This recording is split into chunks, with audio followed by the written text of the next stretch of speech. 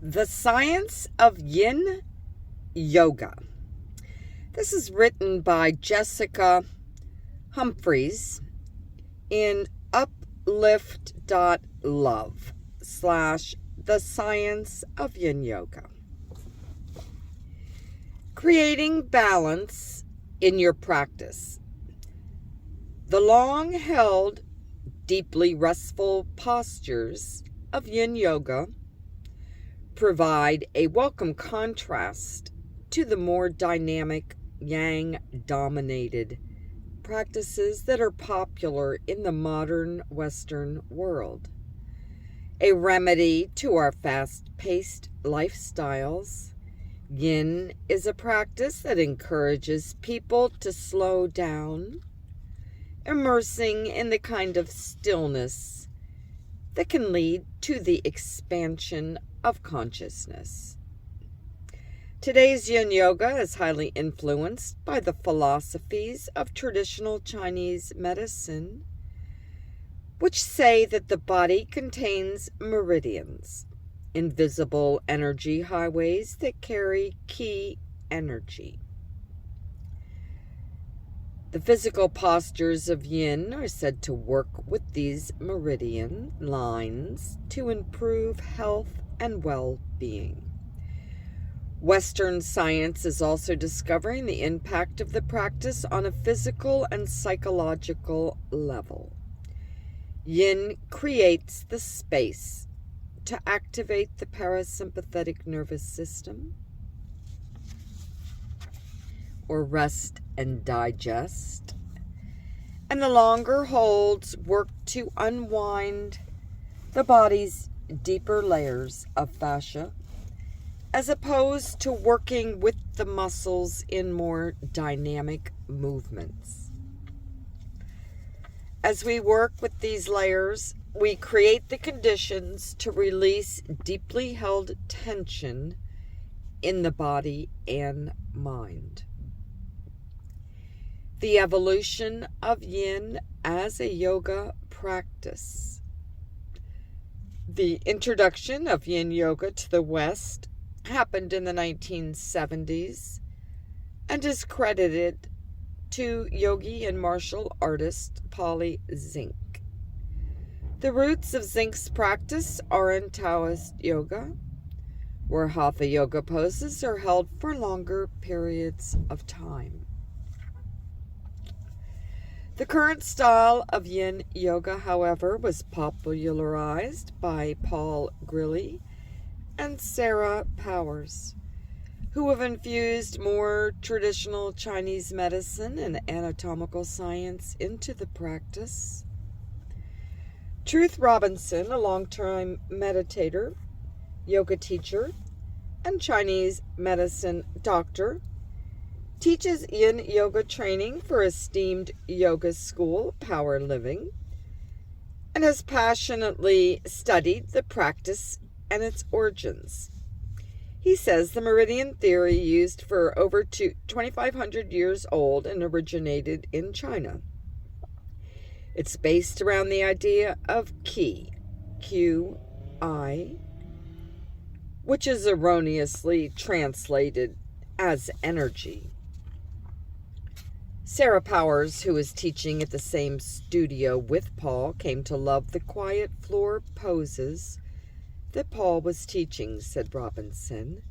He says Sarah suggested that they should call these long-held floor poses yin yoga.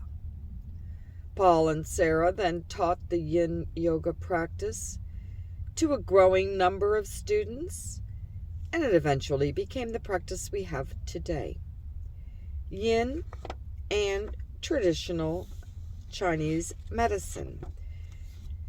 Traditional Chinese medicine is a system in which practitioners use herbal medicines and mind-body practices, such as acupuncture and Tai Chi, to treat health ailments and enhance well-being. In these Chinese systems of health, meridians are said to be channels throughout the body that direct the flow of qi through an interconnected network that forms a complete energetic circuit. Qi can be weak, strong, agitated, or balanced, and this impacts our physical and emotional health.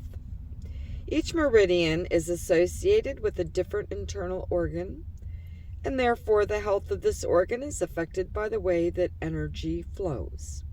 For example, the author of Brightening Our Inner Skies, Yin and Yoga, Norman Blair, says, if the stomach meridian is blocked, we could feel nervous and unable to feel satisfied with receiving support.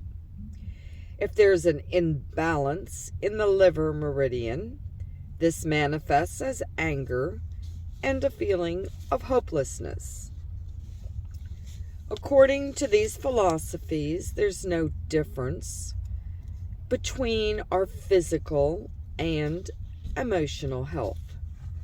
They are interconnected. Hence, the health of the organs has a direct impact on our emotions, and vice versa. When Paul Grilly delved into these traditional Chinese philosophies, combined with yoga asana, he discovered that certain yoga postures could impact the meridians and the way qi flows through them. Blair explains, certain yin poses have greater influences on certain meridians, and it's possible to construct a yin yoga practice that is based on this knowledge.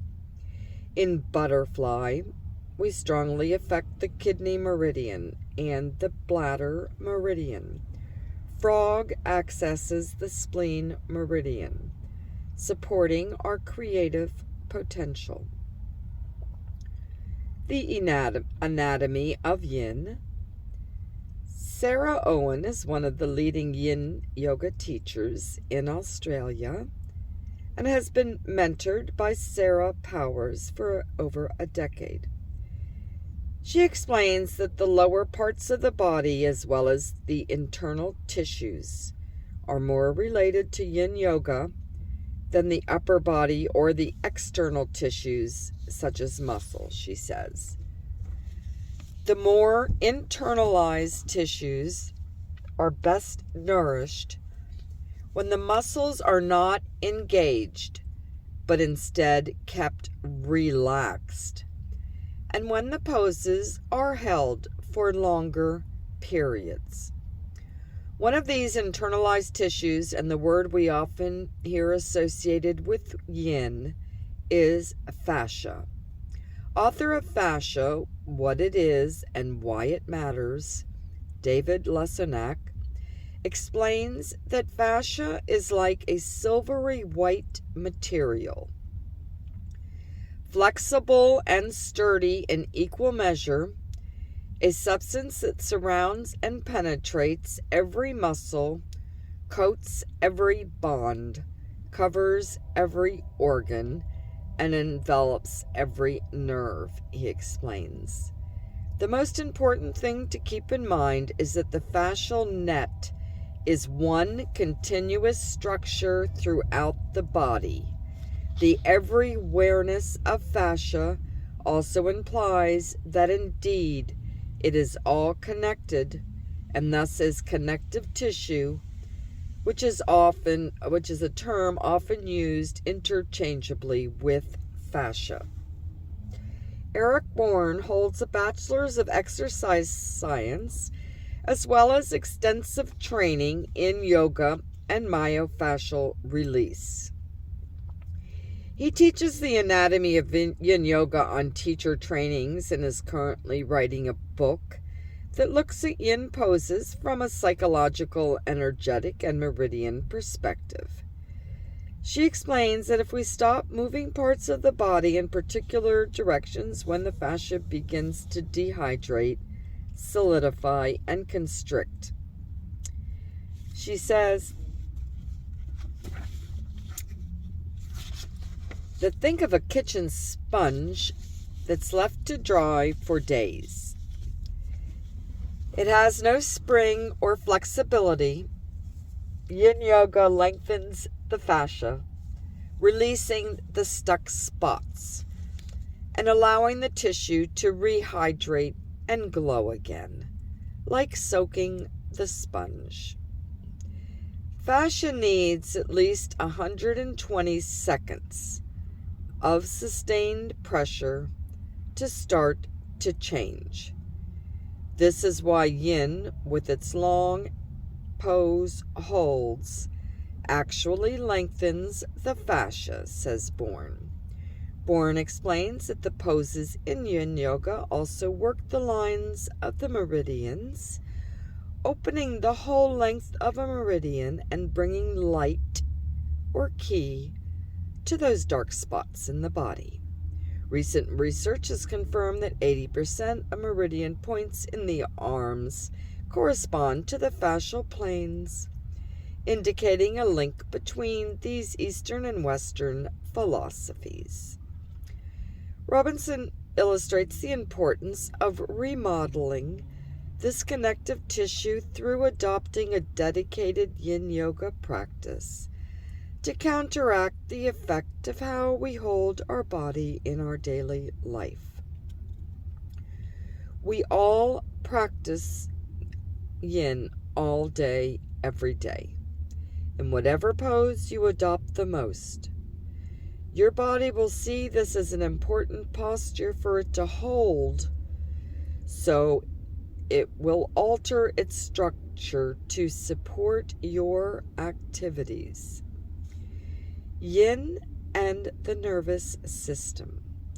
Simon Borg-Olivier is a longtime yoga teacher, physiotherapist, and university lecturer. He acknowledges that many of the fitness-dominated practices we see today are putting practitioners into fight or flight mode, activating the sympathetic nervous system and inevitably leading to anger, aggression, and competitiveness. In contrast to these heart rate increasing practices, yin yoga works to activate our parasympathetic nervous system, which allows us to rest and digest, Simon says. I believe that if you're doing real yoga, then you should be feeling love, happiness, and safety while you are practicing, not only in your relaxation after your exercise. To generate yoga on a physical level by improving blood flow without needing to increase heart rate is not only possible, but it is the way of healthy people and the way of real Hatha yoga. Tara Fitzgibbon is one of the most well-known yin teachers in Australia, agrees. Yin yoga gives us permission to be still. It provides balance against all of life's yang activities and allows us to reach deeper levels of rest, which opens us up to higher consciousness. Yin and the mind. The mood of a yin yoga practice is one of self-acceptance, compassion, and simply being present, rather than an attitude of striving to improve ourselves or berating ourselves for any difficulties that may arise. Instead, the practice becomes like a meditation, in which one can observe mental habits and accustomed ways of reactivity. The yin yoga practice creates a holding space to practice mindfulness or other meditation practices, and to observe the inner and outer experiences as they arise. Sarah Owen. As both Eastern and Western science are unveiling, when we relax in yin yoga, we begin to heal the body's deeply held tensions and change the patterns that leave our body constricted, and impact our emotional health. As we progress through these physical, emotional, and spiritual layers, the opportunity for expanding our consciousness easily follows.